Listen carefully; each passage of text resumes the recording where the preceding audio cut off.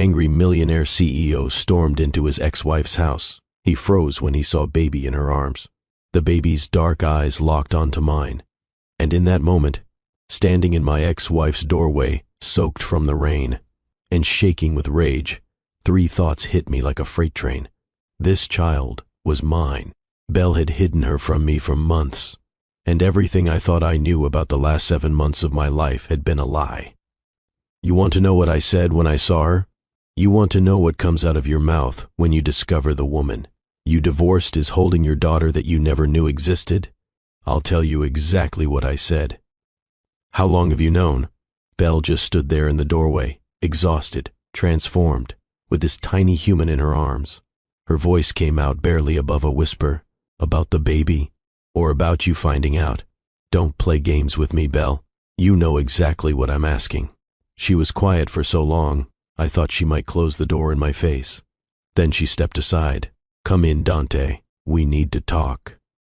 And that's when my whole world shattered. But before I tell you what happened next, let me ask you something. Have you ever loved someone so deeply that their betrayal didn't feel like anger? It felt like your heart was being ripped out while you were still breathing. Drop a comment right now and tell me, would you forgive someone who hid your child from you? Because what happened in that house that night changed everything I thought I knew about love, about forgiveness, and about what it means to be a father. And if you want to see how this story ends, you better hit that subscribe button, because I promise you, this is going to take you on an emotional journey you won't forget. Now, let me take you back to where this all started. Earlier that day, before the rain, before the rage, before I knew that everything was about to change, the kitchen of my flagship restaurant in the French Quarter gleamed under industrial lights. Stainless steel surfaces reflected the organized chaos of dinner service preparation. I stood at the pass, watching my team move with the precision of a ballet company. This was my 3rd Michelin star ceremony. 3 stars. The pinnacle of culinary achievement, the thing I had sacrificed everything to earn. Chef Moreau, Marcus, my sous chef, approached with a bottle of champagne already uncorked. The staff is ready to toast. I nodded, allowing myself a moment of satisfaction. 15 years of 18-hour days, 15 years of perfecting recipes and building an empire across 4 continents, 20 restaurants bearing my name in letters of gold. And now, 3 Michelin stars. The staff gathered around, glasses raised. Marcus cleared his throat. To Chef Dante Moreau, 3 Michelin stars, the best chef in New Orleans. Hell, one of the best in the world. Glasses clinked, champagne flowed. But Marcus's next words, spoken casually as he refilled my glass, would detonate like a bomb in my carefully constructed life. Oh, hey. Meant to mention, I saw your ex-wife at Tulane Medical Center yesterday. My sister had surgery, and Dr. Bell was consulting. She looked good, man. Little tired, maybe, but good. I kept my expression neutral. Bell and I had been divorced for 7 months. 7 months since she'd signed the papers with that quiet dignity that had always unsettled me. We'd agreed on a clean break. No contact. No reminders of what we'd failed to build together. That's good to hear. I took a sip of champagne, already turning back toward the kitchen. Yeah, crazy thing though, Marcus continued, oblivious to the grenade he was about to throw. She had a baby with her, like a really young baby.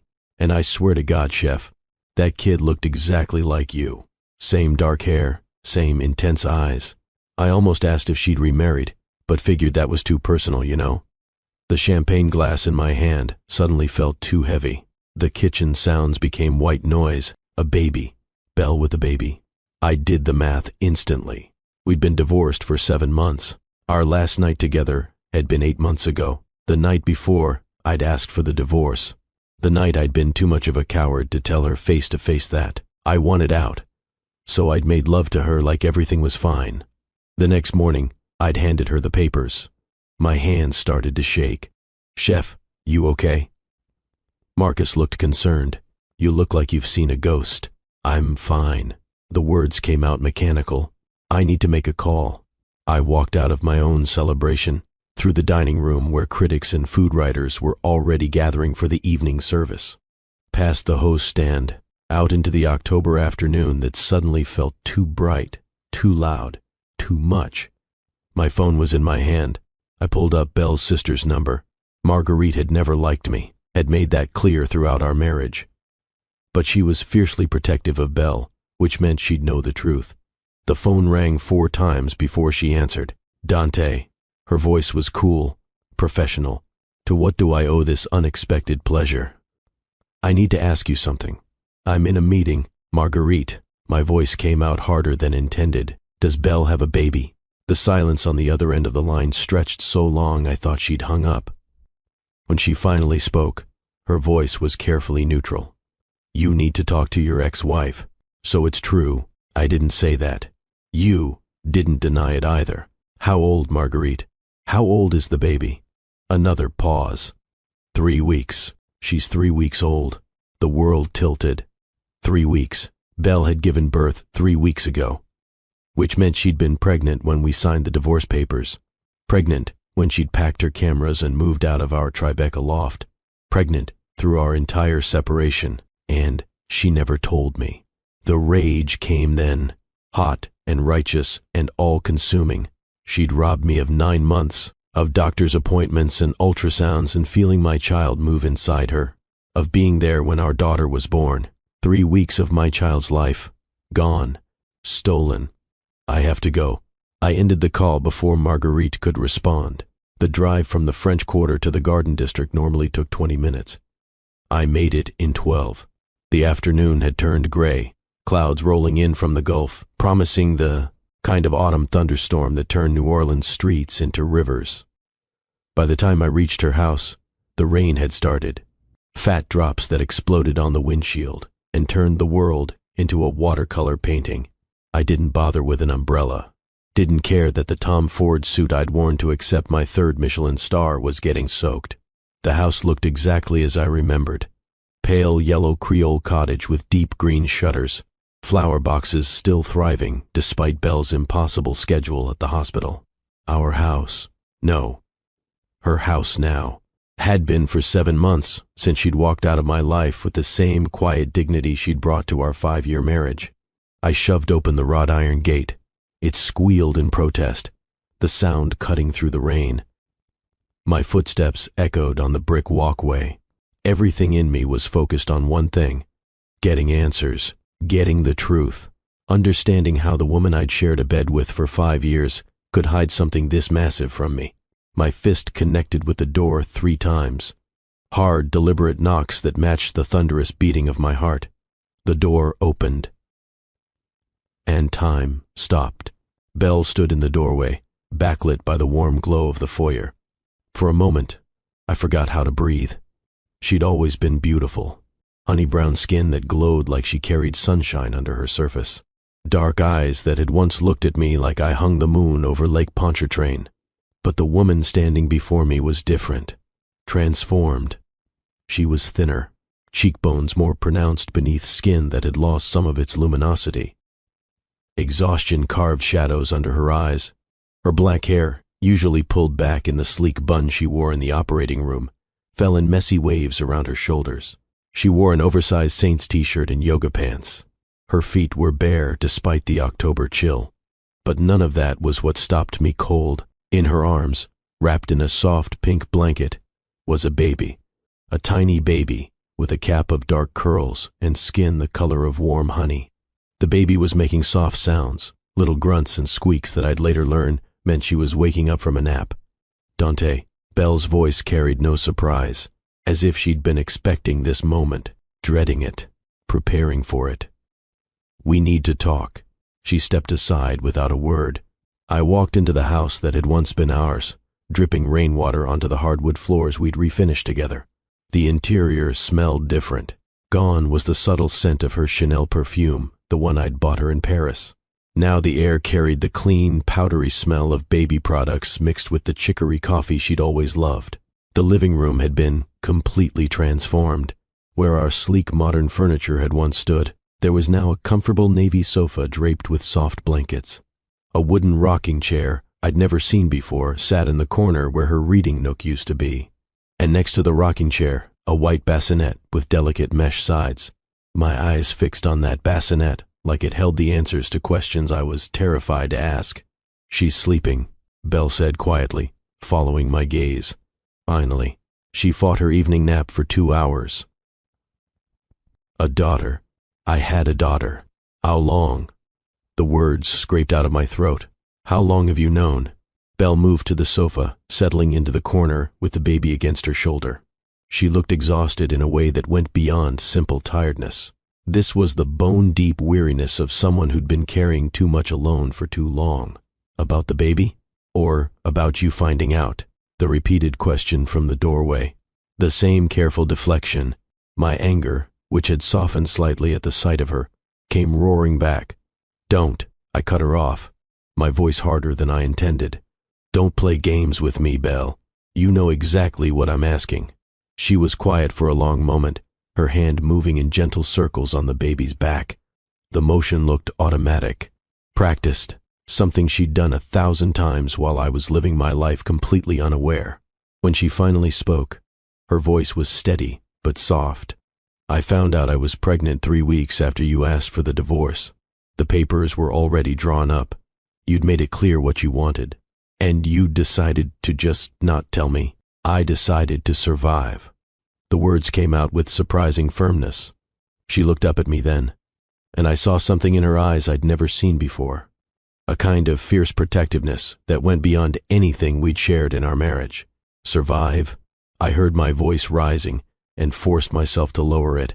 The baby stirred at the sound. "You call hiding my child from me for 8 months surviving?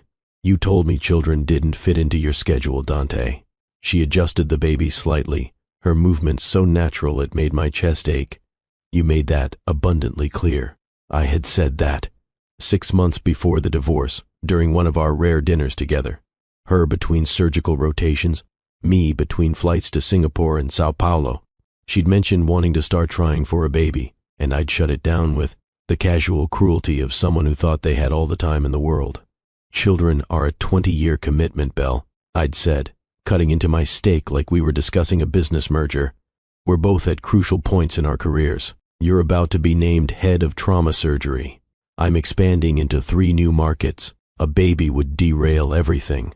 She hadn't brought it up again. 2 months later, I'd asked for the divorce. "That's not the point," I began, but my voice lacked conviction. "This isn't about schedules or timing. This is about honesty, about giving me a choice." "What choice?" Belle's laugh was hollow, devoid of humor. "The choice to feel obligated, to resent us both, to fit us into your calendar between board meetings and restaurant openings. You don't get to make those decisions for me." My voice echoed in the quiet apartment. From the bundle in Belle's arms came a small, startled cry. The baby's face scrunched up, turning red, and suddenly the soft sounds became full-fledged wailing. Belle was on her feet instantly, moving with fluid grace toward the sound. The transformation was immediate. Her whole body shifted, every movement focused on soothing the crying infant. "Shh, baby girl. Mama's here." "It's okay, sweetheart." I watched, frozen, as she swayed gently. The baby's cries softened at the sound of her mother's voice, but didn't stop completely. Belle turned slightly, and I caught my first clear glimpse of my daughter's face. The world stopped spinning. The baby had my eyes, not just the color, though they were dark like mine, but the shape, the way they seemed to take in everything with serious intensity, even through tears. Her hair was dark, almost black, with the same slight wave I'd inherited from my Portuguese grandfather. Even the shape of her tiny nose, the set of her mouth, carried an unmistakable resemblance. "Jesus Christ," I breathed, sinking into the armchair across from the couch. Belle was still swaying, still murmuring soft reassurances. The baby's cries had reduced to hiccuping sobs. After a moment, Belle looked at me, really looked at me for the first time since I'd walked through her door. "Her name is Amélie," she said softly. "Amélie Rose. She's 19 days old. Amélie." The name felt foreign on my tongue, but somehow right. French, like my mother's family. Rose, like the wild roses that grew along Belle's grandmother's property in Lafayette. Why that name? It means hard-working and industrious, Belle looked down at the baby with a tenderness that made my chest ache. I needed to believe she'd inherit strength, that she'd be resilient enough to handle whatever life threw at her. The implication was clear, that she'd need strength because her father wasn't going to be there, because Belle had planned from the beginning to do this alone. The baby, Amelie, had calmed down completely. Her eyes were open now, dark and alert, studying the ceiling with the kind of focus that made her look wise beyond her 19 days. "Can I?" I stopped, unsure how to finish the sentence. "Can I hold her?" Belle studied my face for a long moment. I saw a war playing out in her expression, the desire to protect her daughter versus something else, something that might have been hope, or maybe just exhaustion. He just ate.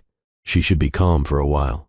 Belle moved closer, and I caught the faint scent of her lavender shampoo, still the same one she'd used throughout our marriage.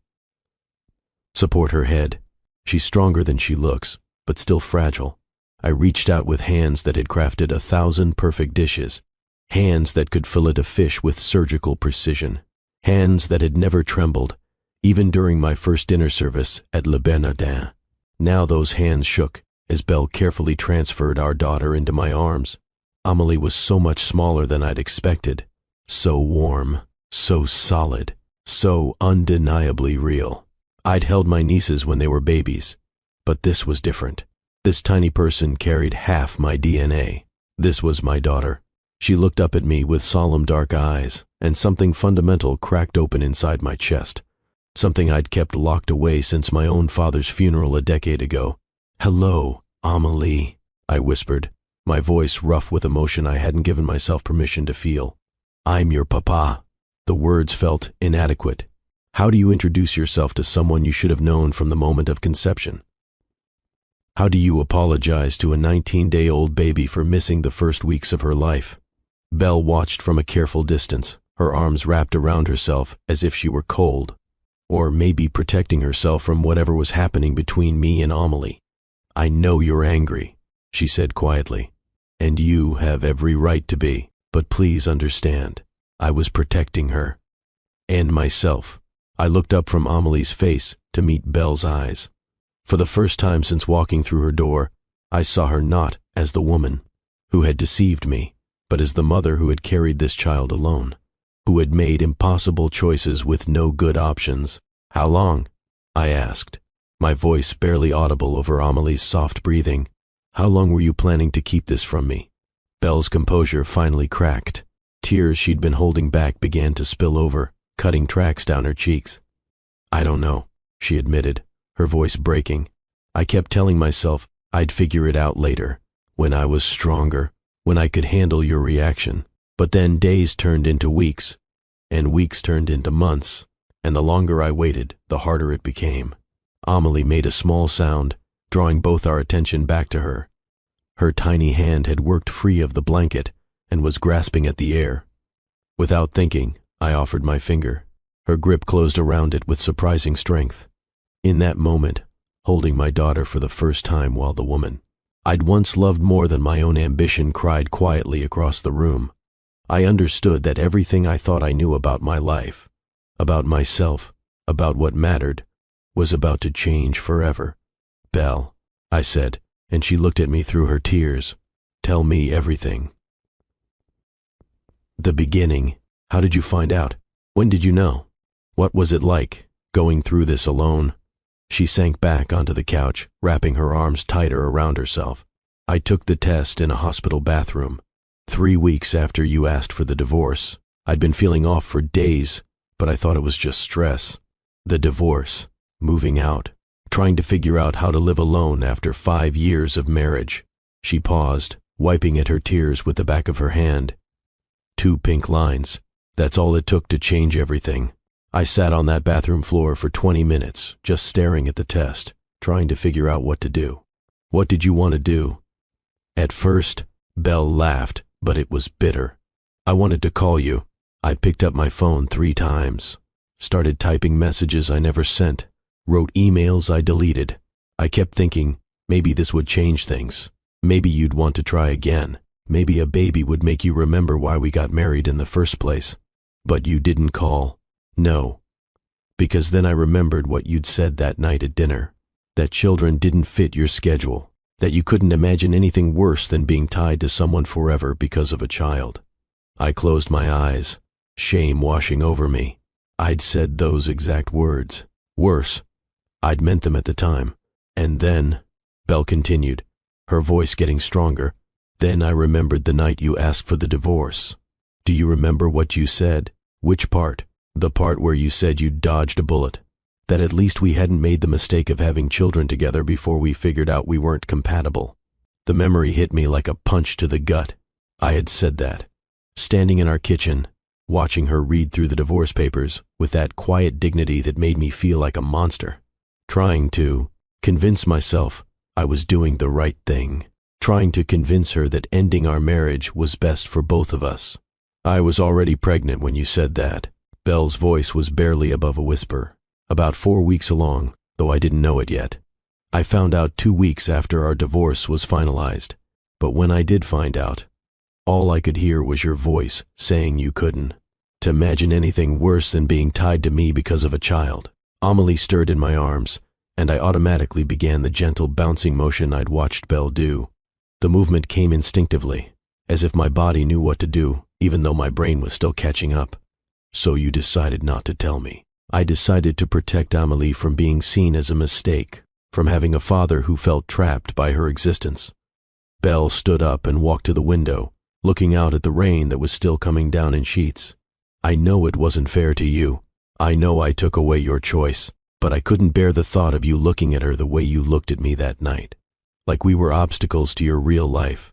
The silence stretched between us, filled with everything we'd never said. Everything we'd been too hurt or too proud to acknowledge. Amelie's breathing provided a soft counterpoint to the rain hammering against the windows. I would have changed my mind, I said finally. If you'd told me, I would have figured it out. Belle turned to look at me, and the skepticism in her eyes cut deeper than any words. Would you? Or would you have done the right thing out of obligation and resented us both? It was a fair question, and we both knew it. The man I'd been 8 months ago probably would have done exactly that, stepped up out of duty while viewing fatherhood as another responsibility to manage rather than a gift to embrace. I don't know, I admitted, looking down at Amelie. I'd like to think I would have risen to the occasion, but honestly, you're probably right. I probably would have seen her as a complication to solve rather than a person to love. And now, I looked at my daughter, who was sleeping with the complete trust that only babies possessed. One tiny hand was curled around my finger, and her dark eyelashes cast shadows on her cheeks in the soft light. Now I can't imagine my life without her, without either of you. Belle's expression softened slightly, but wariness remained. Dante, you've known about her for less than an hour. Don't make promises you can't keep. I'm not promising anything except to be here, to learn, to do whatever it takes to be the father she deserves. Amelie chose that moment to wake up fully, her face scrunching as she began to fuss again. Belle moved toward me immediately, her hands already reaching. She's hungry. It's been almost 3 hours since her last feeding. Show me how, I said. What? Show me how to feed her, how to do whatever she needs. If I'm going to be here, I need to learn. Belle hesitated, then nodded slowly. Okay, come to the kitchen. I'll show you how to prepare a bottle. I stood carefully, cradling Amelie against my chest. She was crying in earnest now, her face red with infant outrage. Belle led me to the kitchen, moving with the efficient purpose of someone who'd done this routine hundreds of times. The kitchen looked different too. Where we'd once had a wine rack, there was now a bottle sterilizer. The counter where I used to spread out my recipe notes was covered with burp cloths and a diaper-changing mat.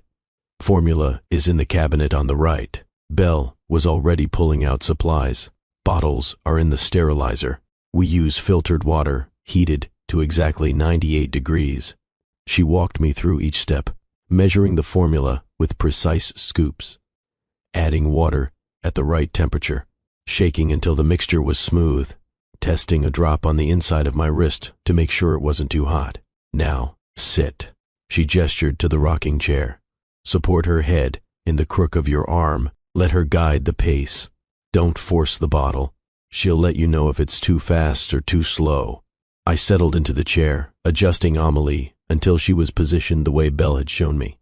The moment the bottle touched her lips, she latched on with fierce determination. Her crying stopped instantly, replaced by the soft sounds of drinking. Belle stood nearby, watching with the intensity of a surgeon supervising a complex procedure. "You're a natural," she said, and there was surprise in her voice. "I'm terrified I'm going to do something wrong. That's called being a parent. Welcome to the club." For the next 20 minutes, we existed in a bubble of domesticity. Me feeding Amelie, Belle cleaning up the kitchen and preparing for the next feeding, the rain outside creating a cocoon of sound that made the rest of the world feel very far away. When Amelie finished the bottle, Belle showed me how to burp her, how to hold her upright against my shoulder and pat gently until she released a burp that seemed impossibly large for such a tiny person. "Good girl," Belle said, smiling for the first time since I'd arrived. "That's my girl. Our girl," I corrected gently. Belle's smile faded. "Dante, we can't just snap our fingers and become a family. It's not that simple." "I know, but she's mine, Belle. You can't ask me to walk away now that I know. I'm not asking you to walk away, but I need you to understand what you're committing to. This isn't babysitting for a few hours until the novelty wears off. This is 3 a.m. feedings and blowout diapers and crying that goes on for hours for no reason you can identify. This is putting her needs before everything else. Every single time. Then teach me." I met her eyes. "Let me be here. Let me learn how to be her father." Belle was quiet for so long I thought she might refuse. Then she sighed, the sound carrying the weight of every sleepless night and every moment she'd faced alone. "Okay. You can come back tomorrow, but Dante," her voice hardened, "if you're going to be in her life, you're all in or you're not in at all. I won't have Amelie wondering why Daddy only shows up when it's convenient. I won't let her feel like an obligation you fit in between board meetings. I understand, do you? Because your phone has been buzzing in your pocket for the last 30 minutes, and I can see you fighting the urge to check it." She was right. My phone had been vibrating almost constantly. Probably my managers wondering where I disappeared to. Probably investors wanting to celebrate the Michelin star. Probably a dozen things that used to seem critically important. I pulled out my phone and powered it off completely. Then I set it on the kitchen counter. "Tomorrow," I said. "What time should I be here?"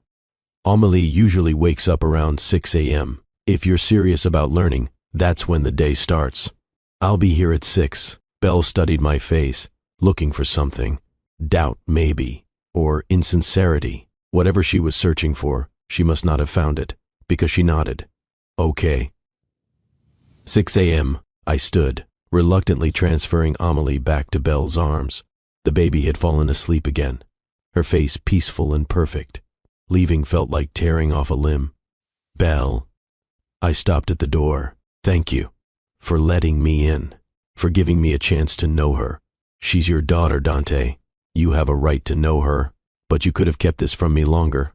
You could have refused to let me see her tonight. Thank you for not doing that." Something shifted in Belle's expression. The walls she'd built didn't come down, but maybe they cracked just a little. "See you tomorrow." I drove back to my French Quarter penthouse through rain that had softened to a steady drizzle. The city lights blurred through my windshield, turning familiar streets into an abstract painting. My mind was racing, trying to process everything that had happened in the last 2 hours. I had a daughter, Amelie Rose, 19 days old, and I'd missed every single one of those days. The penthouse felt cavernous and sterile after the warm chaos of Belle's place. Floor-to-ceiling windows overlooked the Mississippi River, the view I'd paid a premium for. The silence was oppressive. I'd always prized quiet, had specifically chosen this building for its soundproofing. But now, it felt like a tomb. I poured myself 3 fingers of whiskey and stood at the window, watching the city pulse with life 40 stories below. Somewhere in that maze of lights, Belle was probably struggling with a late-night feeding, exhausted and alone, while our daughter demanded everything she had to give. My phone powered back on automatically, and notifications flooded in. 73 missed calls, 42 text messages, 27 emails marked urgent. I scrolled through them mechanically, my restaurant manager wanting to know where I'd disappeared to, food critics waiting for interviews, my publicist asking about the speech I was supposed to give at tomorrow's industry luncheon. None of it mattered. I opened a new text to my assistant, copying my entire executive team. Cancel everything on my calendar for the next 2 weeks. Postpone the Tokyo trip indefinitely. I have a family emergency that requires my full attention. The responses came within minutes. Confusion, concern, barely concealed panic about deals that would fall through and investors who would be angry. I turned the phone off again and went to bed, but sleep was impossible. Every time I closed my eyes, I saw Amelie's face. Those serious dark eyes looking up at me with complete trust. Her tiny hand wrapped around my finger with surprising strength. At 5:30 a.m., I gave up on sleep. I showered, dressed in jeans and a t-shirt instead of my usual suit, and drove to the bakery Belle had always loved. The one in the Marigny that made fresh baguettes starting at 4 a.m. I arrived at Belle's door at exactly 6 o'clock, carrying 2 large coffee cups and a bag of fresh pastries. Belle answered on the second knock, looking like she'd been awake for hours, which, I'd later learn, she had been. She wore the same oversized Saints t-shirt from yesterday, but with different yoga pants. Her hair was pulled back in a messy ponytail, but when she saw the coffee, she smiled, really smiled. You remembered my order. Oat milk latte, extra shot, no sugar. Some things don't change. She accepted the cup with both hands like it was a lifeline. Come in. Amelie's awake. She's been fussy since 4 a.m. So I hope you're ready for baptism by fire. The next 6 hours were the most exhausting, terrifying, and strangely fulfilling of my life. Belle taught me how to change diapers, which was significantly more complicated than I'd anticipated. How to read Amelie's different cries. The hungry cry versus the tired cry versus the I just want to be held cry. How to support her neck during changes. How to fasten the tiny diaper tabs without making them too tight or too loose. You're overthinking it, Belle observed, watching me struggle with Amelie's outfit for the 3rd time. She's not a souffle that'll collapse if you breathe wrong. She's so small. I finally managed to get Amelie's arms through the sleeves of a soft blue onesie. What if I hurt her? You won't. Belle's voice was gentler than I'd heard it since before the divorce. Babies are tougher than they look. She's not going to break. Amelie began to fuss again, her face scrunching in the way I was learning meant she was building up to a real cry. Belle moved to take her, but I held up a hand. Let me try. I lifted Amelie carefully, remembering how Belle had shown me to support the head, and began the swaying motion I'd watched her do. Amelie's cries softened to hiccups, then to silence as she settled against my chest. She likes you, Belle said. And there was something in her voice, surprise maybe, or cautious hope, or she's just tired of your singing. That earned me a genuine laugh, the first real one I'd heard from her since before our divorce. The sound hit me with unexpected force, reminding me of all the reasons I'd fallen in love with her in the first place. My phone started buzzing. Then began a steady stream of notifications that made Belle raise an eyebrow. I started to reach for it, then stopped. Actually, no, whatever it is, can wait. Dante Moreau, ignoring his phone. I never thought I'd see the day. Yeah, well. I looked down at Amelie, who was sleeping peacefully against my chest. Things change. The phone continued buzzing insistently. Belle glanced at it, then at me. You can check it. I know how important your work is, not more important than this. The words hung in the air between us, loaded with everything we'd never been able to say during our marriage. Belle looked away first, but not before I caught something vulnerable in her expression. I stayed until early afternoon, learning the rhythms of Amelie's day, the way she liked to be held after feeding, the specific angle of the bottle that prevented gas, the soft spot on her head that Belle warned me to be careful of, the 1,000 tiny details that made up caring for a newborn. When I finally left, promising to return the next morning, I felt like I'd run a marathon, but also like I'd accomplished something more important than any Michelin star. The next 3 days followed the same pattern. I'd arrive at 6 a.m. with coffee and breakfast. Belle would teach me something new. I'd hold Amelie and marvel at how quickly I was falling in love with this tiny person I barely knew. And every time my phone buzzed with urgent messages from my restaurant empire, I'd silence it and turn back to my daughter. On the fourth morning, Belle was different, more tense. When I arrived with the usual coffee, she was pacing the living room with Amelie, both of them looking frazzled. Bad night. Belle laughed, but it sounded exhausted. She was up every hour. I got maybe 90 minutes of sleep total. I'm starting to forget what it feels like to be rested. Let me take her. Go sleep. I'll handle whatever she needs. Dante, you don't have to. I know, but I want to. Please, Belle. You look like you're about to collapse. She hesitated, then handed Amelie over. The baby was fussy, making the frustrated sounds that I'd learned meant she was overtired, but fighting sleep. There's a bottle in the fridge if she gets hungry. Belle was already moving toward the bedroom. And if she won't settle, there's a white noise app on my phone that sometimes helps. I've got this. Go sleep. Belle disappeared into the bedroom, and I heard the door close. Amelie chose that moment to ramp up to a full cry, her face turning red with infant outrage. Okay, little one. I started the swaying motion that usually worked. Let's figure this out together.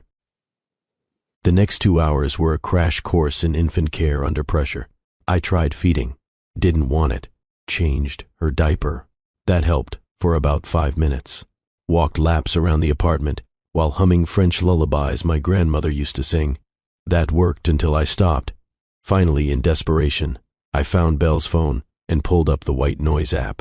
The sound of rain filled the room, and Amelie's cries immediately softened. I kept swaying, kept the white noise playing, and gradually, finally, she settled into sleep against my chest. I sank into the rocking chair, afraid to move and wake her. My arms were tired, my back was sore. I was pretty sure I had spit up on my shoulder. And I'd never felt more accomplished. That's how Belle found us 3 hours later. Me in the rocking chair, Amelie sleeping on my chest, both of us knocked out cold. She told me later that she'd stood in the doorway for a full 5 minutes, just watching us, trying to reconcile. The man who'd asked for a divorce with the man who'd spent his morning soothing his daughter to sleep. When I woke up, Belle was sitting on the couch with a cup of coffee, watching us with an expression I couldn't quite read. What time is it? Almost noon. She smiled. You both looked so peaceful. I didn't want to wake you. I'm sorry. I should have. Don't apologize.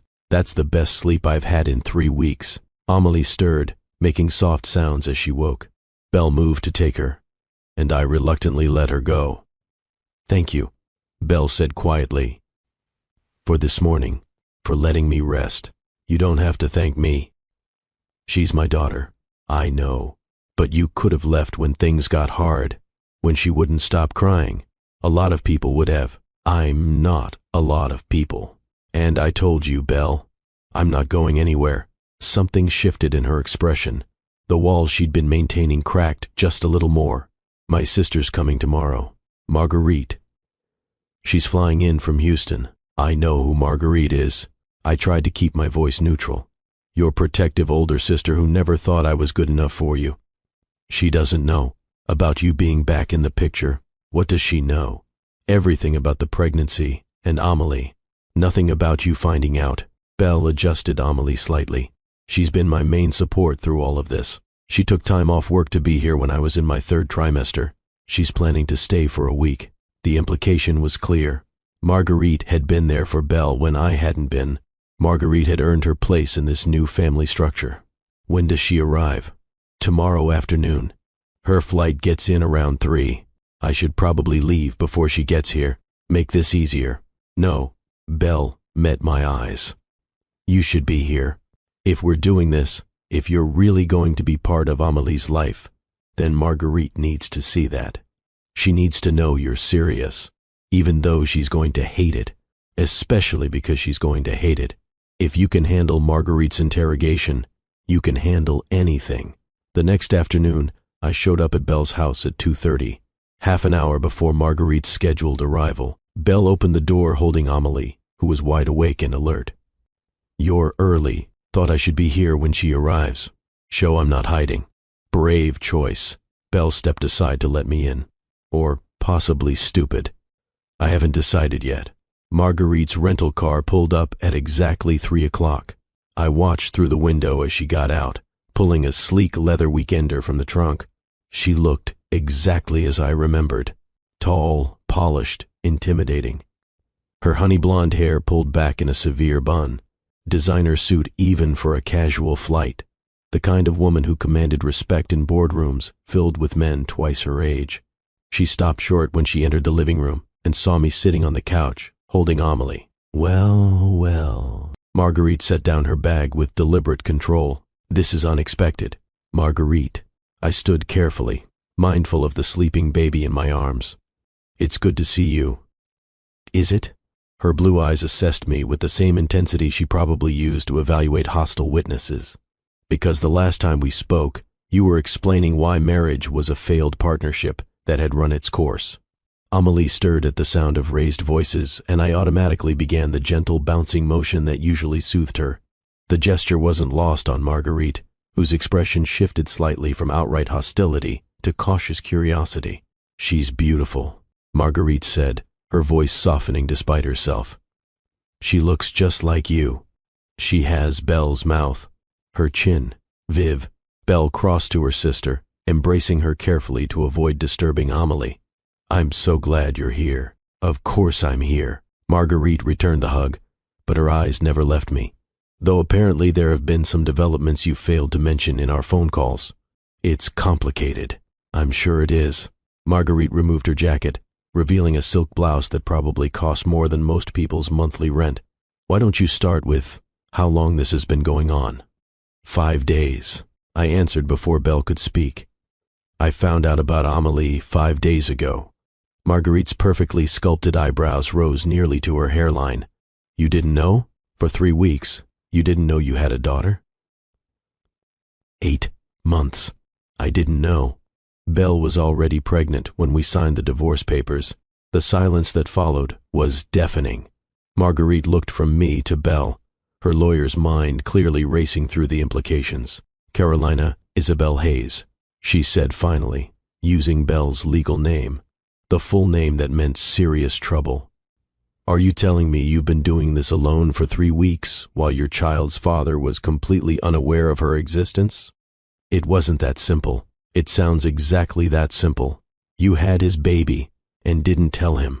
Marguerite's voice carried the kind of courtroom authority that made opposing counsel nervous.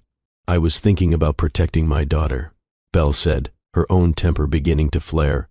And myself, by lying, by surviving. Amelie began to fuss, picking up on the tension in the room. I bounced her gently, making soft shushing sounds that seemed to work better than they had any right to. He's good with her, Marguerite observed almost reluctantly.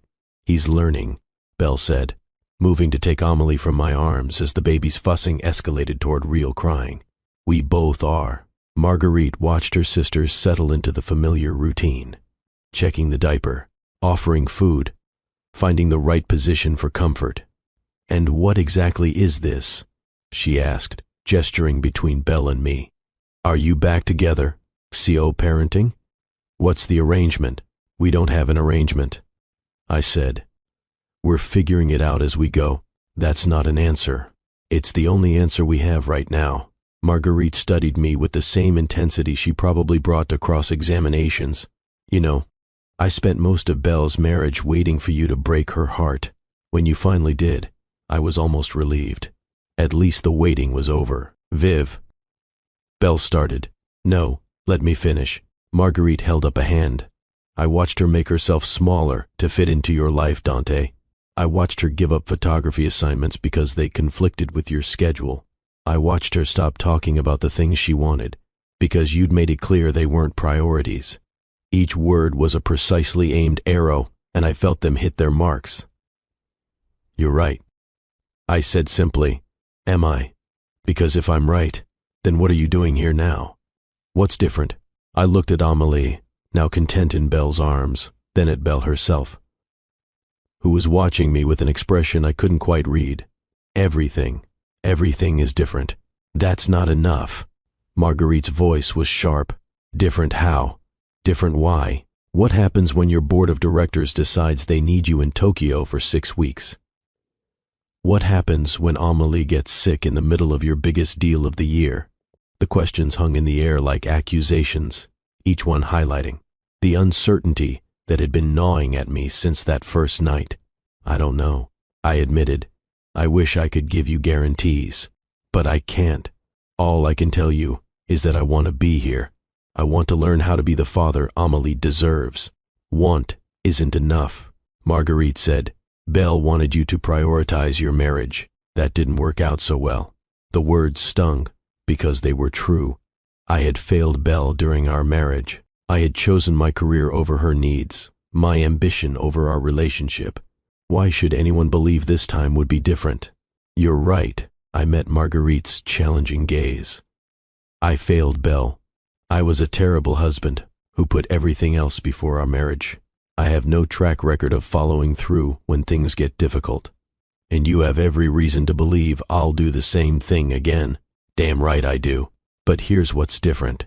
I looked at Amelie, sleeping peacefully now. I didn't know what I was missing before.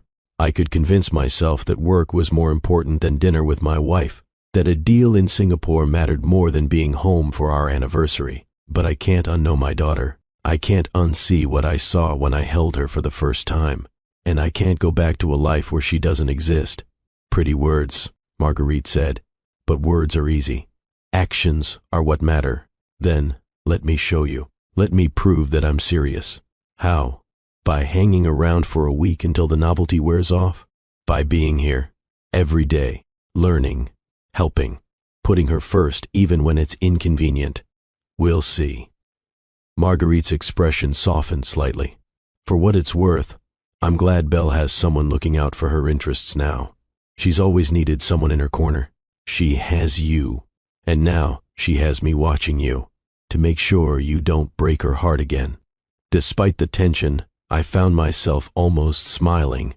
I'd forgotten how Marguerite's fierce protectiveness had occasionally amused me during the marriage, even when it was directed at my shortcomings. Fair enough. Belle cleared her throat. Now that we've established Viv is going to be monitoring Dante's every move, can we maybe have lunch? I ordered from that Thai place you like.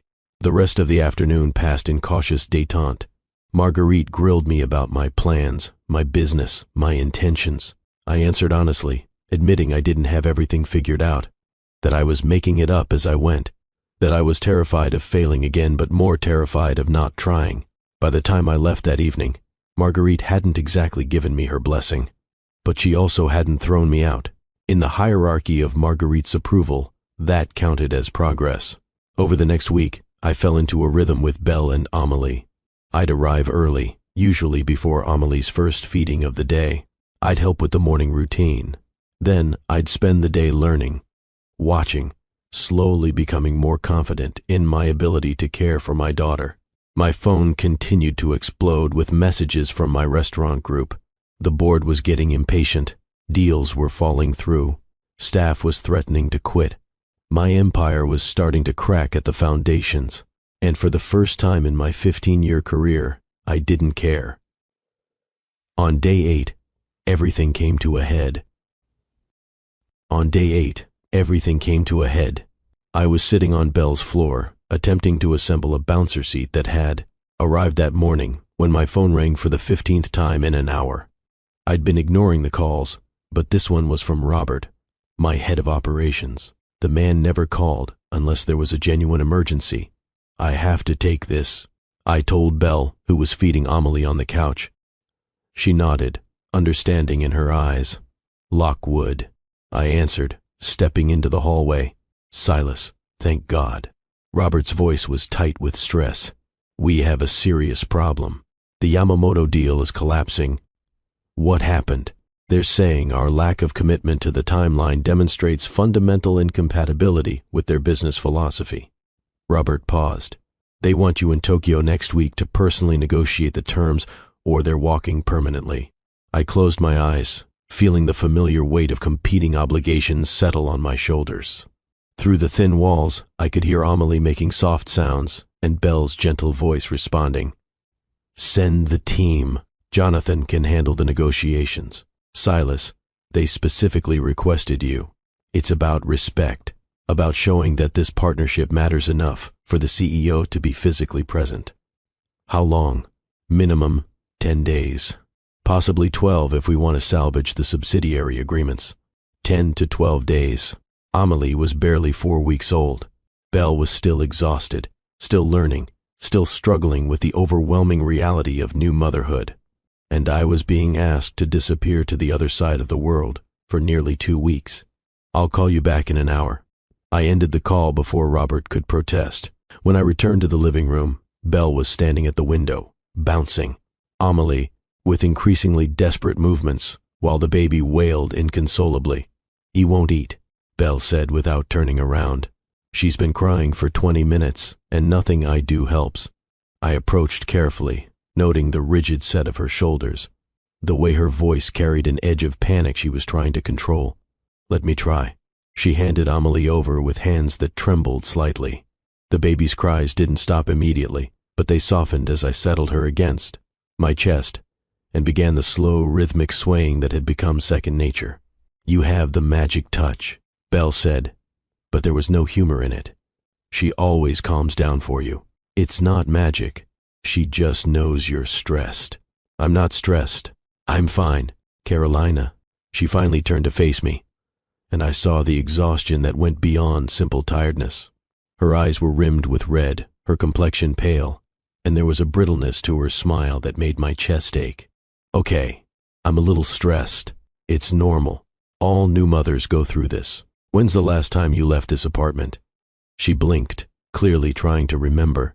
"We went to the pediatrician last Thursday. That's 5 days ago. Belle, you need air. Sunlight. Time away from being responsible for another human being every second of every day. I can't leave her." "What if something happens? What if she needs me? She needs you healthy and rested more than she needs you hovering." Amelie had finally quieted in my arms, her dark eyes drooping toward sleep. Belle watched us with an expression that was part relief, part resentment. "Your phone's been buzzing non-stop," she observed, changing the subject. "Emergency?" I hesitated, then decided on honesty. "Work stuff. Nothing that can't wait. Dante." Her voice held a warning. "Don't lie to me. Not about work." I looked at Amelie, now sleeping peacefully despite the chaos of the morning. Then at Belle, who was watching me with the careful attention she'd always paid to my moods when business pressures mounted. "Yamamoto is pulling out of the deal. They want me in Tokyo next week." "For how long?" 10 days, maybe 2 weeks. The silence stretched between us, filled with everything we weren't saying. Belle's face went through a series of micro-expressions: disappointment, anger, resignation, and finally, a kind of bitter understanding. "Of course they do. I'm not going." "Yes, you are." "Belle, don't." She held up a hand, stopping me. "Don't make promises you can't keep. Don't pretend this is a choice when we both know it isn't. It is a choice. I'm choosing to stay." She laughed, but it was hollow. "For what? So you can resent us when your company loses millions? So you can blame Amelie for derailing your career?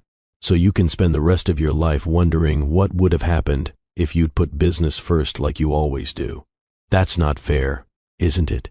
She moved to the coffee maker, her movements sharp and efficient. Viv asked what happens when being a father conflicts with being a CEO. "Congratulations, Dante. We're about to find out." Amelie stirred in my arms, responding to the tension in the room.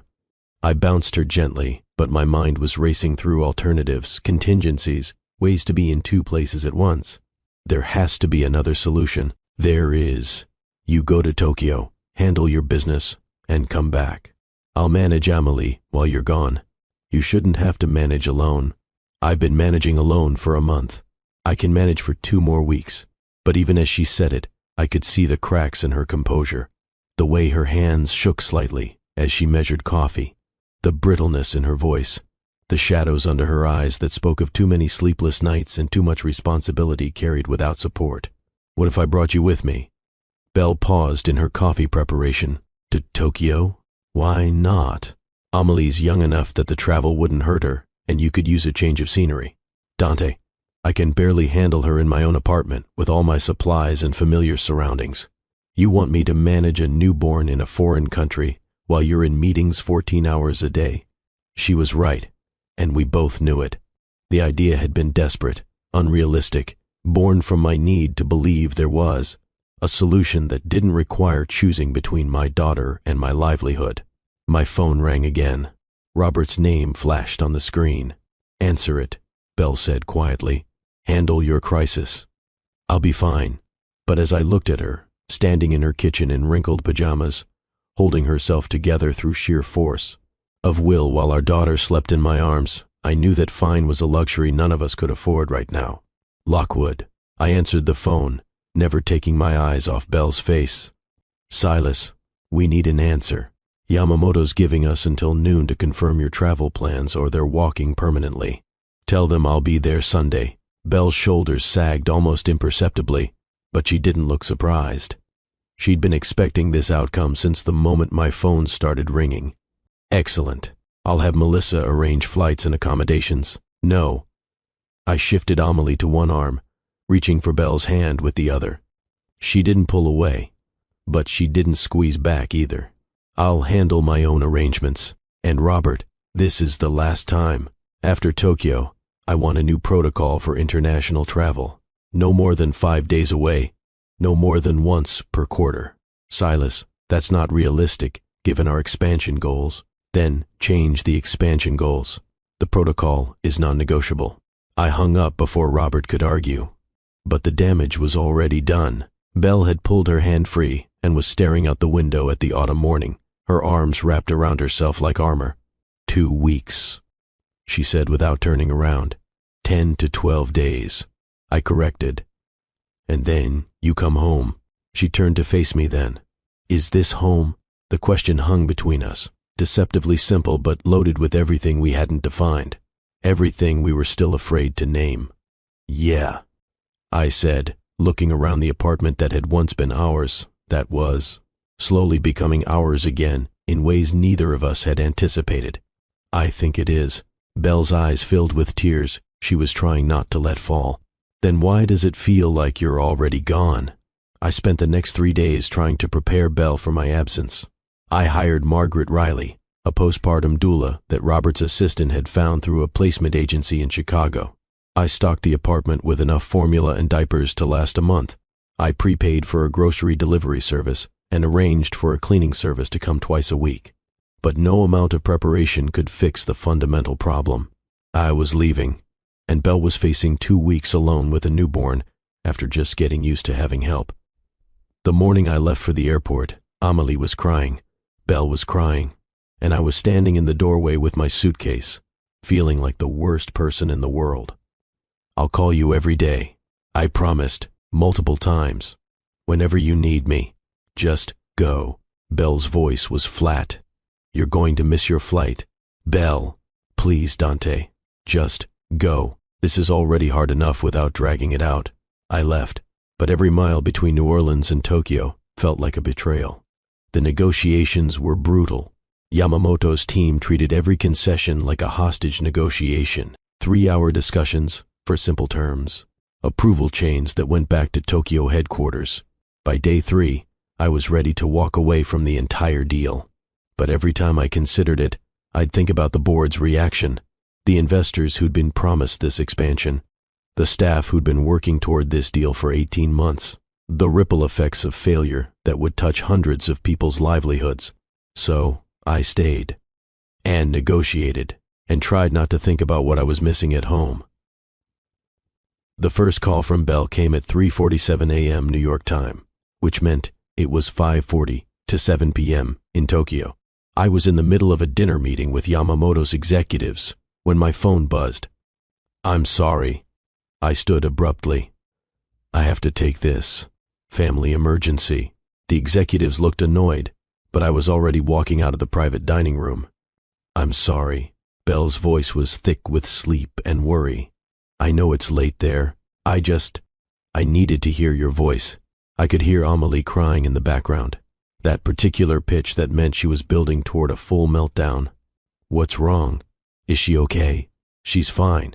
She's just..." Belle's voice cracked. "She seems to know you're gone, Dante." She's been fussy all day, and I can't seem to settle her. Have you tried the white noise app? Yes, and the swaddle, and walking her around the apartment for the last 2 hours. Nothing's working.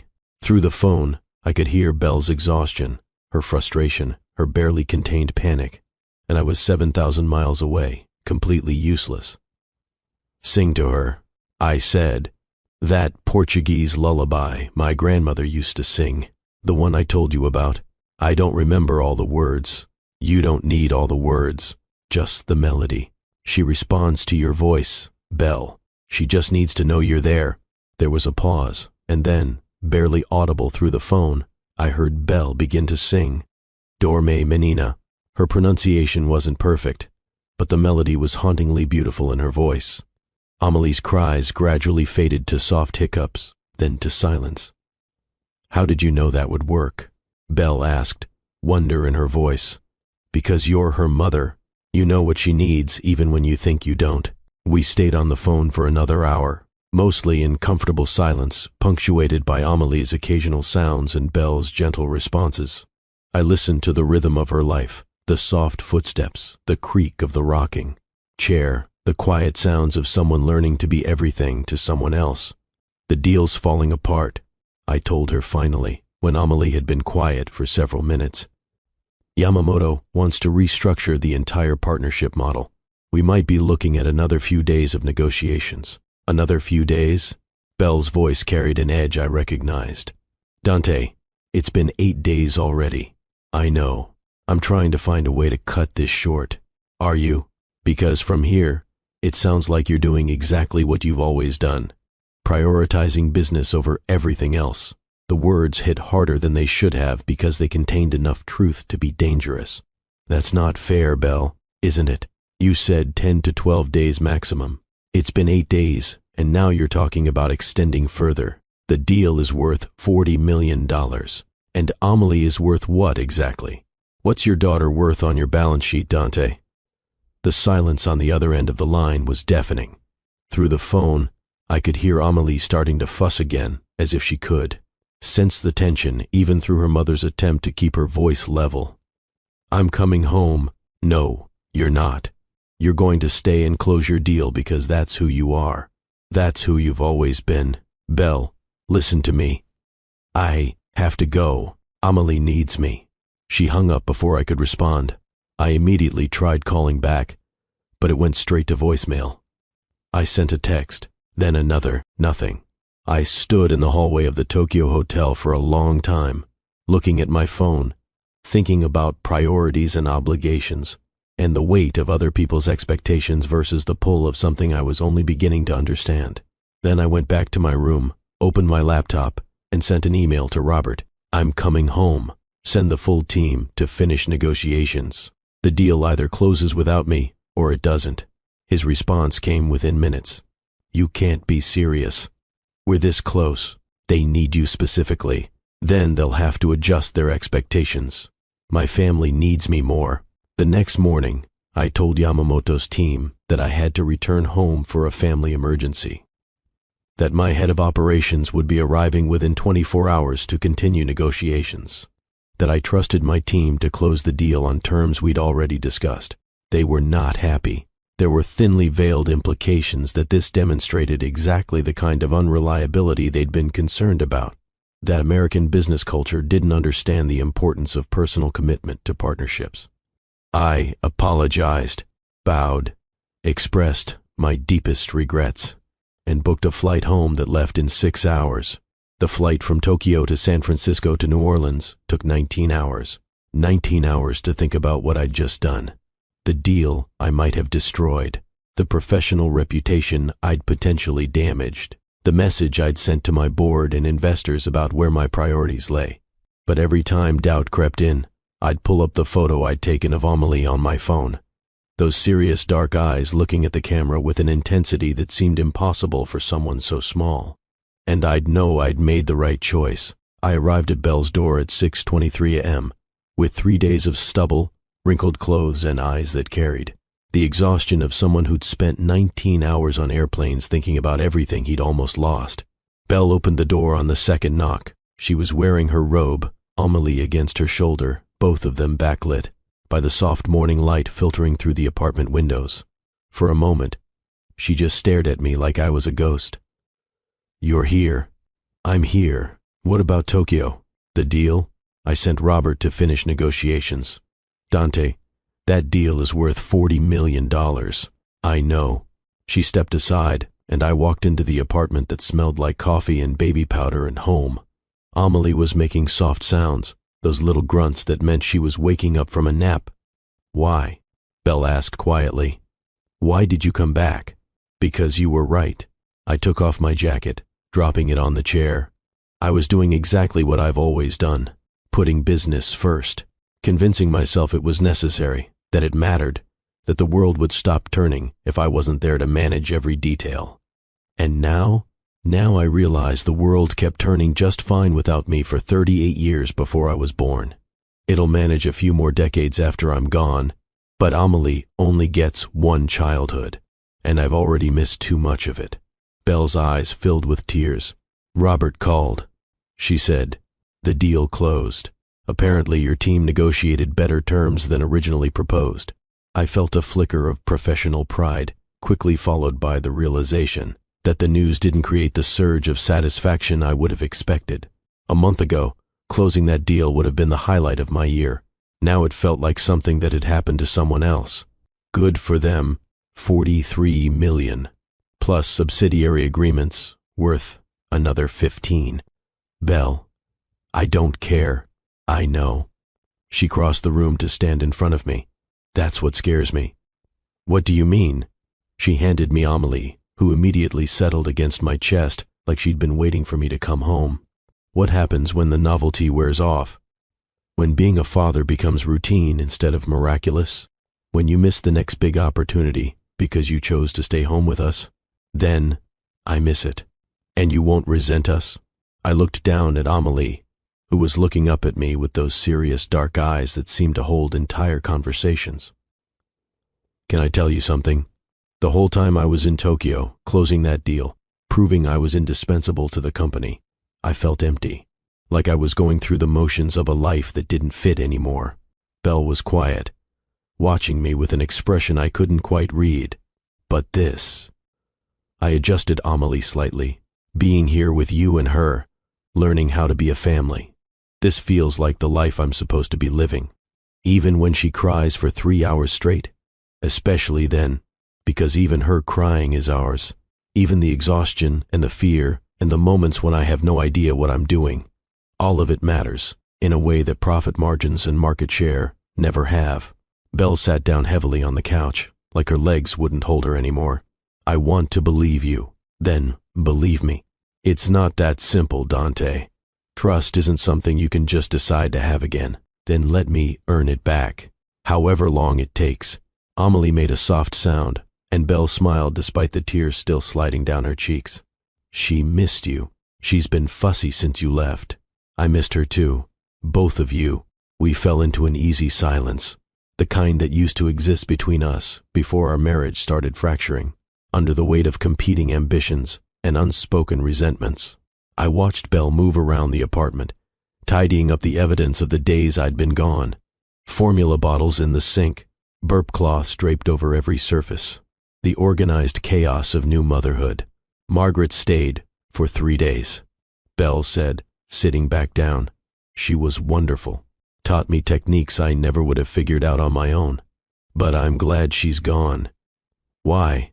Because I needed to prove to myself that I could do this, that I wasn't going to fall apart the moment things got hard. You're one of the strongest people I've ever known, Belle. You never needed to prove that. Maybe not to you, but I needed to prove it to myself. Over the next few weeks, we settled into a new rhythm. I restructured my work schedule completely, delegating responsibilities I'd always insisted on handling personally. I promoted 3 sous chefs to head chef positions at different restaurants, giving them autonomy I'd never been comfortable relinquishing before. I turned down expansion opportunities in Dubai and London. I stopped answering emails after 6 p.m., and I showed up every morning at Belle's apartment. Every feeding I could make, every diaper change, every bath time. every moment of Amelie's rapidly developing personality. The professional world reacted with a mixture of shock and pity. Articles appeared in industry publications questioning whether I'd lost my edge. Investors pulled out of projects they deemed too risky without my full attention. 2 board members resigned, citing concerns about my commitment to the company's growth trajectory. I didn't care, or rather, I cared less than I cared about being there when Amelie smiled for the first time at 6 weeks old. A real smile, not gas, that lit up her entire face and made my heart feel too big for my chest. "Belle," I called out, and she came running from the kitchen, convinced something was wrong. She smiled. I was holding Amelie up, grinning like an idiot. She actually smiled at me. "She's been doing that for a few days now," Belle said, but she was smiling too. "But that was a really good one. Did you get a picture?" "About 30. We spent the rest of the afternoon trying to get Amelie to smile again, making ridiculous faces and silly sounds. When she finally gave us another one, we both cheered so loudly we startled her into crying. "This is what I would have missed," I said later, after Amelie had calmed down and was sleeping in my arms. "If I'd stayed in Tokyo, if I'd kept prioritizing work, all of this." Belle was quiet for a moment, studying my face with her photographer's eye for detail. "You're different," she said finally, "not just with Amelie, with everything. You're more, I don't know, present. I'm trying to be. It shows." 2 months after I'd first discovered Amelie's existence, Belle's apartment had become more mine than my French Quarter penthouse. My clothes took up half her closet. My toothbrush sat next to hers in the bathroom. I'd stopped going home most nights, crashing on her couch after late feeding so I could be there for the early morning routine. Marguerite noticed during her second visit. "So, you two are back together?" she asked, watching me heat a bottle while Belle showered. "It's complicated. That seems to be everyone's favorite answer lately. I'm not trying to be evasive. We genuinely haven't defined what this is. We're co-parenting. We're friends. I paused, trying to find the right words. "We're figuring it out. Do you love her?" The question caught me off guard. I never stopped loving her. Does she know that? I don't know. Maybe. We haven't talked about it. Why not? Because I'm terrified. I admitted. I'm terrified of pushing too hard and scaring her away, of assuming we can just pick up where we left off, of not respecting the fact that she spent months learning to live without me. Marguerite was quiet, testing the bottle temperature with the same precision Belle used. "You hurt her badly, you know. When you asked for the divorce." "I know. I don't think you do." She called me that night. Cried for 3 hours. Said she felt like she'd failed at the one thing she'd wanted most, building a family with someone who actually wanted to be there. The words hit like a physical blow. I never said I didn't want to be there. You didn't have to say it. Marguerite handed me the bottle. "You showed it every time you chose a business trip over date night, every time you missed dinner because of a meeting that ran long, every time you looked at your phone instead of listening to her talk about her day." I started to defend myself, then stopped, because she was right. I had done all of those things. I had taken Belle for granted, assumed she'd always be there waiting. When my career finally slowed down enough for me to pay attention, how do I fix it? You can't fix the past, but you can choose differently now, and keep choosing differently, even when it's hard, even when work is demanding and opportunities are calling, and every instinct tells you to prioritize your career. Amelie started fussing from her bassinet, and I went to her automatically. The motion had become second nature. Lift, support the head, settle her against my chest, begin the gentle bounce that she liked. "You're good with her," Marguerite observed. "Better than I expected." "What did you expect?" "Honestly, that you'd show up for a week, realize parenting is harder than running a restaurant empire, and disappear back to your old life." "And now?" "Now I think maybe you're actually trying, which scares Belle more than if you just left." "Why would trying scare her?" "Because it gives her hope. And hope is dangerous when you've already had your heart broken once." That night, after Marguerite had gone to bed in Belle's guest room, and Amelie was asleep in her bassinet, Belle and I sat on her back porch. The November air had turned crisp, promising the mild winter that passed for cold in New Orleans. Cicadas sang their late-season song, and somewhere down the street, someone was playing jazz on a saxophone. "There's something I need to tell you," Belle said quietly, "about why I really didn't tell you about the pregnancy." I waited, giving her space to find the words. "It wasn't just because you said children didn't fit your schedule. It was because of what happened after, the night you asked for the divorce." I remembered that night in fragmented pieces. The way she'd read through the papers with that careful composure that made me feel like a monster. The sound of her pen signing her name. The terrible silence that had filled our apartment after she'd closed the folder. "Do you remember what you said?" Belle asked. "About children?" I shook my head, afraid of what was coming. "You said you'd dodged a bullet, that at least we hadn't made the mistake of having children together before we figured out we weren't compatible." The memory hit me like a freight train. I had said that, standing in our kitchen, watching her pack her cameras, trying to convince myself I was making the right choice, trying to convince her that ending our marriage was best for both of us. "Belle, I was already pregnant when you said that." Her voice was steady, but I could hear the pain underneath. "About 4 weeks along, though I didn't know it yet. I found out 2 weeks after our divorce was finalized. But when I did find out, all I could hear was your voice saying you couldn't imagine anything worse than being tied to me because of a child." The silence stretched between us, filled with the weight of words that couldn't be taken back and wounds that couldn't be easily healed. "So you decided not to tell me." I decided to protect Amelie from being seen as a mistake, from having a father who felt trapped by her existence. She wrapped her arms around herself, staring out at the dark garden. "I know it wasn't fair to you. I know I took away your choice, but I couldn't bear the thought of you looking at her the way you looked at me that night, like we were obstacles to your real life. You were never an obstacle, wasn't I? We wanted different things, Dante. You wanted an empire. I wanted a partner. You wanted to build restaurants across the world. I wanted to build a home. Those aren't compatible dreams. They could have been, if I'd been willing to compromise." Belle turned to look at me, and in the dim porch light, I could see the tears she was trying not to let fall. "I wrote you letters when I was pregnant, dozens of them, telling you about the ultrasounds, the first time I felt her move, the moment they told me she was a girl. I'd write them at 3 in the morning when I couldn't sleep, and then I'd delete them before I could hit send. Why? Because I was terrified. Terrified you'd feel obligated. Terrified you'd resent us. Terrified you'd do the right thing and hate me for it. I would have changed. If you'd told me, I would have figured it out. Would you? Or would you have stepped up out of duty while viewing fatherhood as another responsibility to manage?" It was the same question Marguerite had asked, and I still didn't have a good answer. The man I'd been 8 months ago probably would have done exactly that, provided financially, shown up for the big moments, but continued to prioritize his career while convincing himself he was being a good father. "I don't know," I admitted. "I'd like to think I would have risen to the occasion, but honestly, you're probably right. I probably would have seen Amelie as a complication to solve, rather than a person to love. And now?" I looked through the porch door to where I could just see Amelie's bassinet in the living room. "Now I can't imagine my life without her, without either of you." Belle was quiet for a long time. When she finally spoke, her voice was barely above a whisper. "I'm scared, Dante." "Of what?" "Of believing this is real. Of trusting that you won't change your mind when things get hard.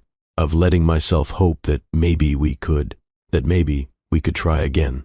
The words hung in the air between us, fragile and terrifying and full of possibility.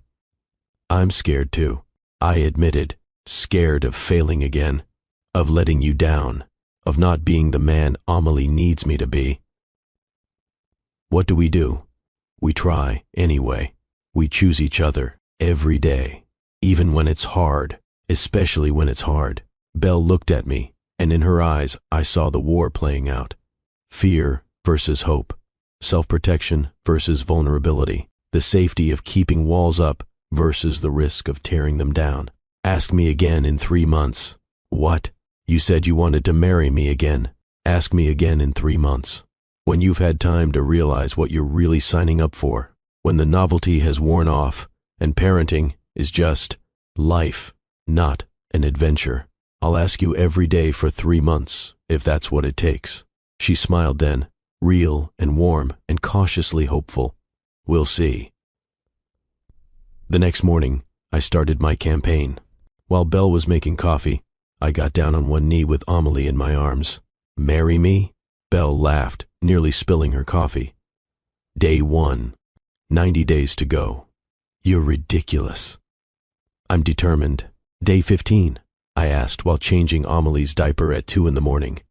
Be my wife again? Ask me in 75 days. Day 30, I asked while she was studying for her medical board recertification, exhausted and stressed and covered in spit up. Choose me? Belle looked up from her notes, and despite the exhaustion, she smiled. 60 days. Day 45? I asked while we were grocery shopping, Amelie strapped to my chest in a carrier, Belle pushing the cart. Build a life with me? An elderly woman in the produce section overheard and gasped. Say yes, dear. He's clearly crazy about you. Belle just shook her head, but she was grinning. 45 days. I started varying my proposals. Some were romantic, fresh flowers and carefully prepared dinners. Some were ridiculous, written in Amelie's alphabet blocks or spelled out in formula scoops. Some were quiet, whispered while Amelie slept between us during afternoon naps. But every single day, I asked. And every single day, Belle smiled and told me how many days remained. On day 60, something shifted. We were sitting on her back porch, watching Amelie discover her toes for the first time. The pure wonder on her face as she grabbed her feet and pulled them to her mouth made us both laugh. Grow old with me? I asked, continuing my daily tradition. But this time, Belle didn't immediately count down the remaining days. She was quiet for a long moment, watching our daughter explore her newest discovery. Do you remember our wedding? Every detail. You wore your grandmother's lace. Your sister cried through the entire ceremony. It rained, and you said it was good luck. I was so sure that day. Belle's voice was soft with memory, so certain that we were going to build this perfect life together. That love would be enough. It wasn't, though. Was it? No. She turned to look at me. Love wasn't enough because I wanted all of you, and you could only give me the parts that didn't interfere with your career. I failed you. We failed each other. I should have been honest about what I needed, instead of hoping you'd figure it out. You should have been willing to compromise instead of assuming I'd always be there waiting. Amelie had lost interest in her toes and was now studying the ceiling fan with serious concentration. If we do this again, Belle said carefully, if we try to build something new, it has to be different. More honesty, even when it's hard. More presence, even when work is demanding. More us. I want that. All of it. Even if it means turning down opportunities, missing out on deals, accepting that your career trajectory might not look like what you always planned. Especially then, because I spent 15 years chasing a vision of success that left me empty. And I don't want to waste another 15 years before I figure out that this, you and Amelie, and family dinners, and bedtime stories, this is what actually matters. 30 days, Belle said, but her voice was warmer than it had been. 30 days, and then we'll talk. Really talk about what trying again would look like. Those last 30 days passed in a blur of ordinary moments that became extraordinary because we were building them together. Amelie's first laugh, triggered by Dante making ridiculous faces during tummy time. Belle's first full night of sleep since Amelie was born, made possible by Dante handling all the night feedings. Their first family outing to the park, where Amelie spent 20 minutes being fascinated by leaves. On day 89, Belle returned to work for the first time. 3 shifts a week in Tulane's trauma unit, easing back into the career she'd paused for motherhood. I took those days with Amelie, learning firsthand what Belle had been managing alone for months. The first day was humbling. Amelie seemed to sense her mother was gone and was fussy from the moment Belle left. I tried everything. Bottles, diapers, walking, bouncing, white noise, singing. Nothing worked for more than 10 minutes. By noon, I was exhausted. By 3 p.m., I was questioning every life choice that had led to this moment. By 6 p.m., When Belle was supposed to be home but called to say her trauma case was running long, I was sitting on the floor with a crying baby, covered in spit-up, wondering how Belle had done this alone for weeks. Belle finally walked through the door at 11 p.m., looking exhausted, but energized in a way I hadn't seen since before our divorce. The operating room was where she came alive, where her gifts for precision and quick thinking saved lives.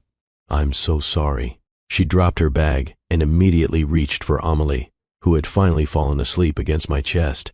The patient was critical, and I couldn't leave until we stabilized her. "It's okay. Save lives. We handled it." She looked around at the evidence of our day.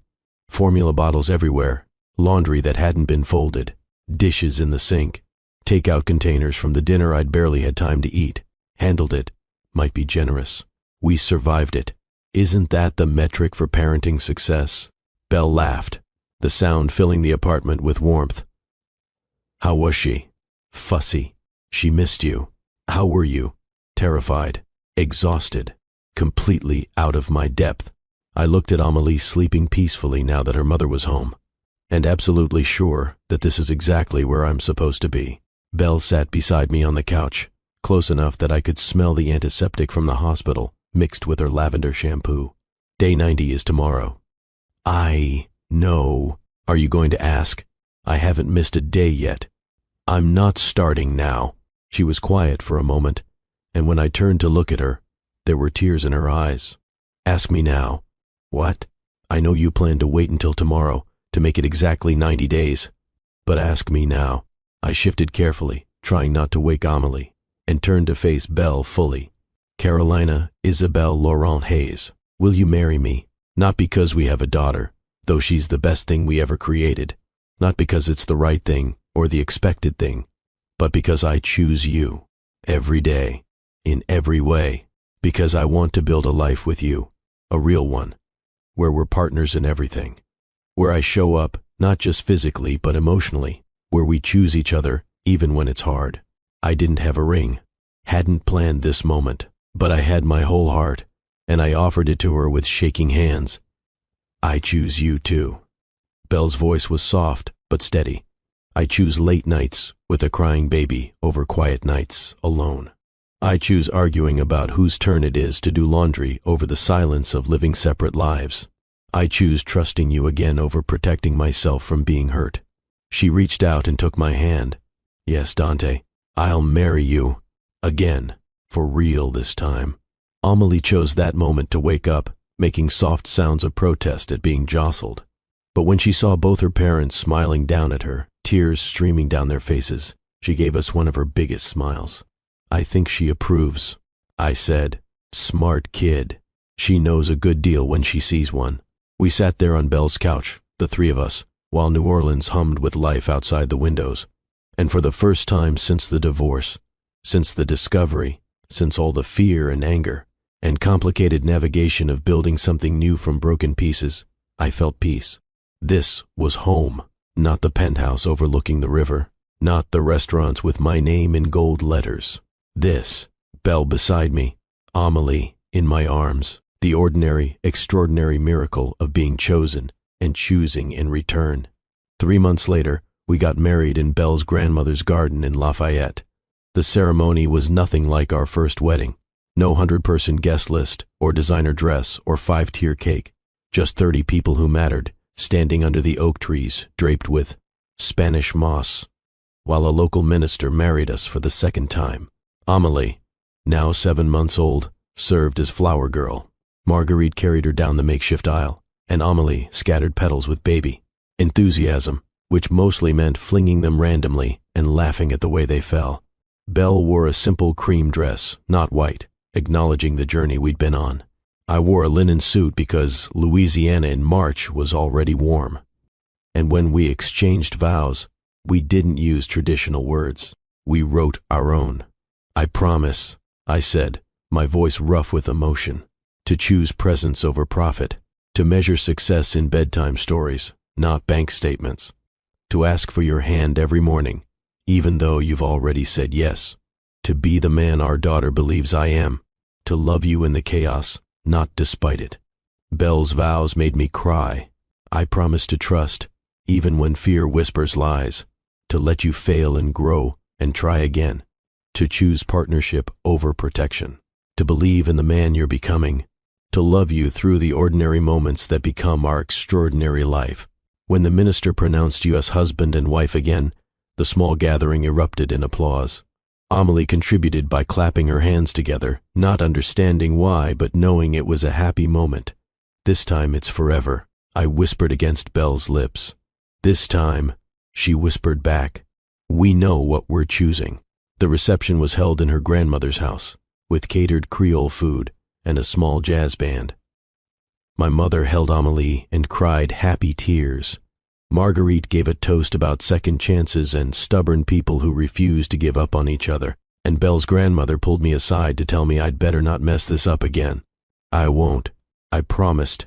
"I'm all in this time. You better be. That girl loved you enough to give you another chance. Don't waste it." "I don't plan to."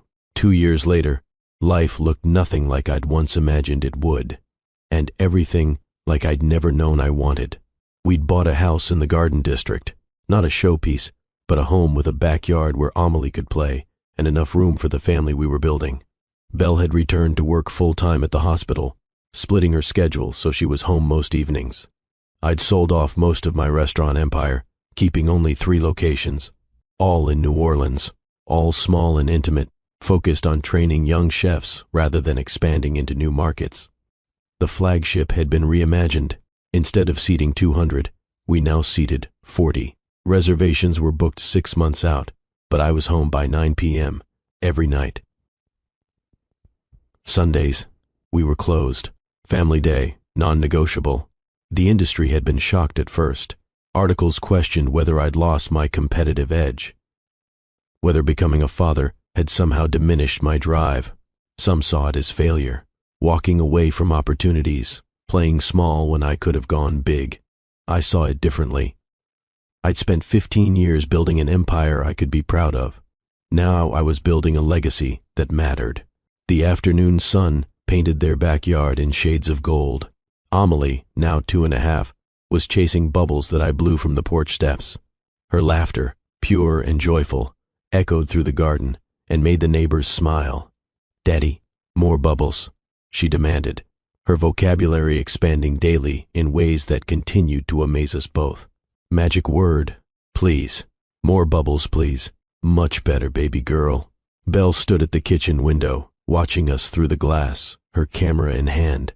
She'd returned to photography part-time, specializing in family portraits, capturing real moments instead of posed perfection. I caught her eye and waved. She waved back, then lifted her camera and took a photo. The shutter click barely audible over Amelie's delighted squeals. "Mama, look." Amelie had discovered she could catch bubbles on her shirt without popping them. She was now wearing several iridescent spheres like temporary jewelry. "I'm magic." "You are, baby." Belle called through the open window. "Very magical. Like Daddy. Just like Daddy." Belle agreed, catching my eye over Amelie's head. After lunch, after Amelie had gone down for her nap, Belle found me in the kitchen cleaning up. She moved behind me, wrapping her arms around my waist and resting her head against my back. "I have news." I turned in her arms, reading her expression, the nervous excitement barely contained. "Good news, or potentially terrifying news. Depends on your perspective." She reached into her pocket and pulled out a familiar white stick. 2 pink lines. My eyes went wide, and my gaze moved from the test to her face. "How far along?" 10 weeks. I wanted to be sure before I told you. I pulled her close, feeling like my heart might burst. "Another one? If you're ready." "Are you kidding?" I don't even have words. Amelie's going to be a big sister. She'll be amazing at it. Probably bossy, but amazing. Belle laughed against my chest. "She gets that from you. She gets everything good from you." We stood in our kitchen, wrapped around each other, while our daughter slept upstairs and afternoon light painted patterns on the floor. And I thought about the man I'd been 2 years ago. The one who'd measured success in Michelin stars and profit margins. The one who'd been so focused on building an empire that he'd nearly missed building a life. That man was gone. In his place was someone I liked better. Someone who knew that the best thing he'd ever create wasn't on a menu. Someone who understood that real success was measured in moments like this. In his wife's arms, with their daughter sleeping upstairs and another baby on the way. "Do you ever regret it?" Belle asked quietly. "The life you gave up? The empire you could have built?" I thought about the Beaumont offer I'd turned down. The restaurants I'd never open. The recognition I'd never chase. "Sometimes I wonder what might have been," I admitted. But then Amelie laughs. Or, "You smile at me over morning coffee." Or, "I watch you in the operating room saving someone's life. And I remember I didn't give up a life. I chose one." Belle pulled back to look at me. "I love our life." "Me too." I placed my hand over her still flat stomach, where our second child was growing. "All of it. All of us." That evening, we told Amelie she was going to be a big sister. We'd worried she might not understand, but she surprised us by immediately placing her hand on Belle's stomach and announcing that she would teach the baby everything she knew. "Like what?" I asked, trying not to laugh. "How to blow bubbles, and sing songs, and eat mac and cheese, and love Mama and Daddy. Those are very important lessons. I'm a good teacher." After Amelie was asleep, Belle and I sat on our back porch, the same spot where we'd had so many important conversations over the past 2 years, where we'd learned to trust again, where we'd rebuilt what had been broken into something stronger than before. "What do you think it'll be?" Belle asked, her hand resting on her stomach. "Boy or girl? Doesn't matter, as long as they're healthy." That's a cop-out answer. Fine, I think it's a boy. Someone to balance out all the feminine energy in this house. Amelie's not that feminine. She's a tomboy. She insists on wearing her princess dress to the grocery store. Fair point. A shooting star streaked across the Louisiana sky. Belle made a wish she didn't share aloud, but I had a feeling I knew what it was. The same thing I'd wish for. That this moment, this peace, this hard-won happiness would last. That we'd keep choosing each other through all the challenges ahead. That our children would grow up knowing they were chosen, wanted, loved beyond measure. Inside, Amelie's voice drifted through the baby monitor, sleep talking about bubbles and magic and Daddy. "She's dreaming about you," Belle said, smiling. "Best dreams ever. You're a good father, Dante. Better than I expected. Better than you probably expected. I'm trying. It shows." We sat in comfortable silence, listening to the night sounds of New Orleans. Jazz drifting from a neighbor's open window, cicadas singing their summer song, the distant sound of a steamboat on the Mississippi. "Here's what I learned," I said finally.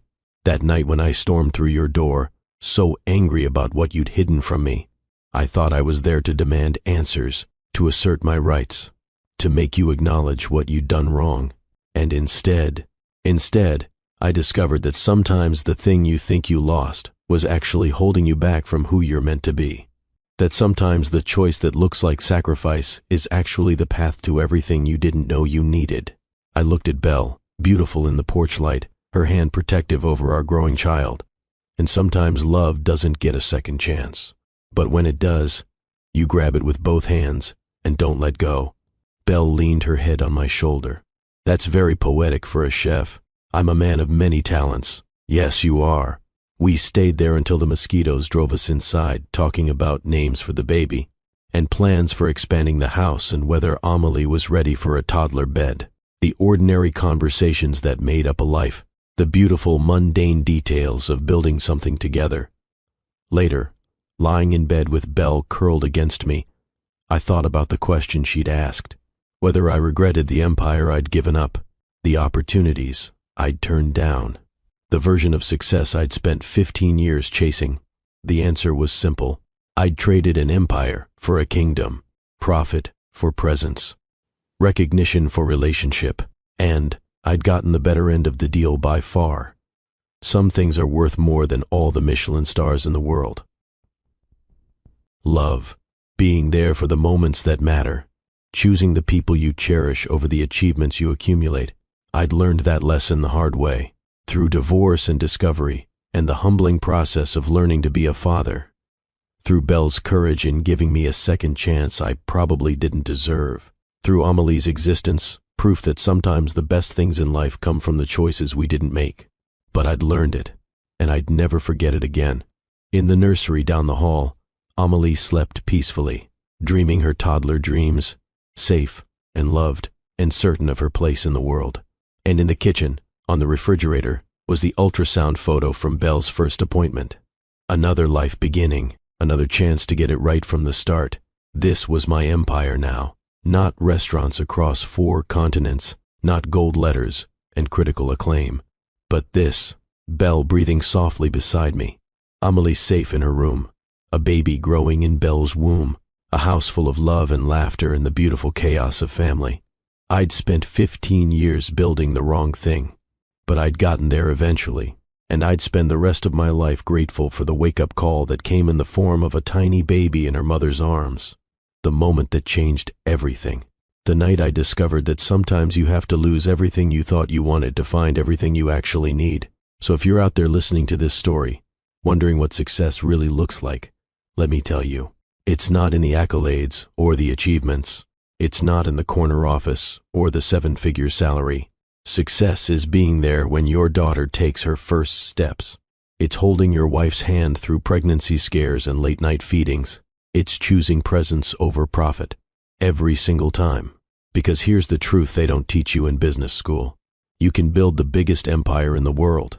You can earn every award and break every record. But if you're building it alone, if you're sacrificing the people you love on the altar of achievement, you haven't succeeded. You've just traded your life for something that will never love you back. I almost made that trade. I came so close to missing everything that mattered. But Belle gave me a second chance. Amelie gave me a reason to change. And I grabbed that chance with both hands and held on tight. Now drop a comment and tell me. What would you choose? The empire or the kingdom? The achievement or the relationship? The recognition or the real life happening while you're chasing dreams that won't matter in the end? I want to hear your thoughts, your stories, your struggles with this same question.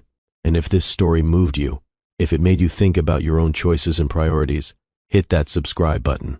Because Dr. Phillips has more stories that will make you laugh and cry and rethink what success really means. Share this with someone who needs to hear that it's never too late to choose differently. To put family first. To build a life instead of just a career. Give it a like if you believe that real success is measured in love, not money. In moments, not milestones. In the people who will remember you long after your achievements are forgotten. Some deals are worth more than any empire. Some recipes are worth more than all the Michelin stars in the world. And some second chances are worth fighting for with everything you have. This is Dr. Phillips reminding you to choose presence. Choose love. Choose the life that'll matter when everything else fades away.